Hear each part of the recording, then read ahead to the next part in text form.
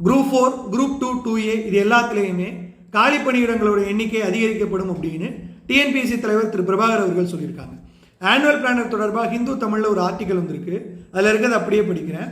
Group 4 தேர்வில் வெவ்வேறு அரசு துறைகளிடமிருந்து காலி பணியிடங்கள் வந்த வண்ணம் உள்ளன. சான்றிதழ் சரிபார்ப்பு தொடர்பான பணிகள் 1.5 மாதங்களுக்கு மேல் செல்லும். எனவே அதுவரையிலான காலகட்டத்தில் வரப்படும் காலி பணியிடங்களை சேர்க்க முடியும். குரூப் 4 தேர்வுக்கான காலி பணியிடங்கள் எனவே மேலும் அதிகரிக்கப்படும். அதேபோல ஒருங்கிணைந்த குரூப் 2, 2A தேர்வுலையும் காலி பணியிடங்களோட எண்ணிக்கை அதிகரிக்க வாய்ப்புள்ளது. முன்னாடிலாம் 2 அல்லது 3 ஆண்டுகளுக்குரிய காலி பணியிடங்கள் சேர்த்து நிரப்பப்பட்டதுனால காலி பணியிடங்கள் அதிகமாக இருந்த மாதிரி தோணும்.